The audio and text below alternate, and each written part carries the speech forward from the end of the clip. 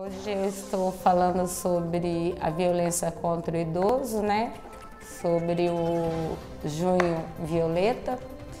E eu gostaria de falar, eu sou a Mara, psicóloga do CRAS e da Saúde, e eu gostaria de estar falando sobre algumas violências que acontecem com o idoso, com a pessoa idosa, que eu vou iniciar com a violência física.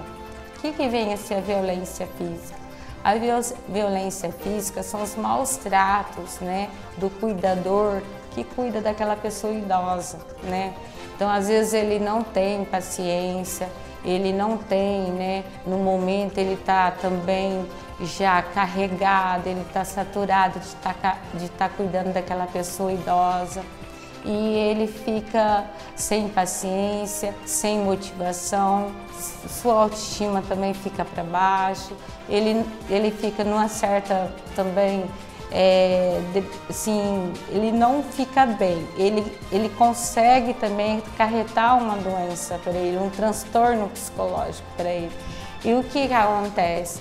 Ele não consegue dominar essa situação, então ele não começa a não ter paciência, ele agride fisicamente, ele às vezes pode beliscar, dar tapas, isso daí o idoso que já está ali precisando de cuidado, que está debilitado, precisa de toda atenção e carinho, o que ele recebe? Agressão.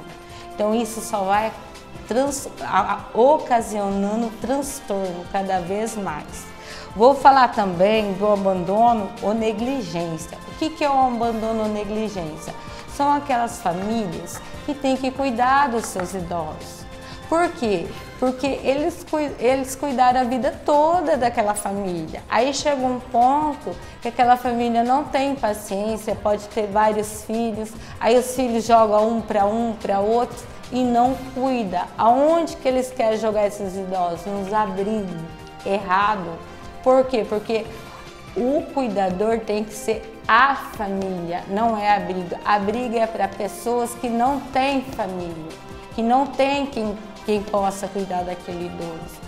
Então esse é outro tipo de negligência que acontece. E eles acabam, né, falando, um trabalha, um tem uma atividade, o outro filho tem outro, e eles acabam abandonando seus próprios genitores, né? Então isso é outro abandono que nós estamos falando.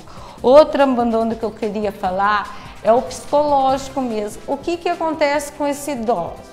Se ele está sendo negligenciado, se ele está sendo fisicamente, né, negligenciado, abandonado, imagina o psicológico dele, como se encontra? Acabado, destruído, desmotivado, se sentindo impotente, se sentindo menosprezado, se sentindo que construiu uma vida toda para chegar a um ponto que ele deveria ter os cuidados, que ele deveria ser paparicado. O que acontece? Ele está sendo menosprezado pela própria família, ou quem não tem família, né, às vezes é menosprezada, aí vai para o abrigo, aí lá no abrigo, né, às vezes tem abrigo que tem um cuidado especial, mas às vezes também tem outros que não têm um cuidado especial que deveria ter. Então isso tudo vai causando cada vez traumas mais nesse idoso. Outro que eu queria falar é o abuso econômico financeiro, patrimonial. É aquele que o cuidador usa de má fé com aquele idoso, pega, né, o auxílio, né, a aposentadoria que ele recebe, né, e ele pega, faz empréstimo sem aquele idoso, sem autorização do idoso, ele faz empréstimo, ou ele usa aquele dinheiro para ele, para bem próprio do cuidador, não para o idoso, deixa o idoso passar falta das coisas, de comer, de frutas, de alimentação adequada, e ele usa aquele dinheiro para ele próprio, para se manter a si próprio, né? Faz financiamento, gasta esse dinheiro indevidamente. Então esse é outra negligência.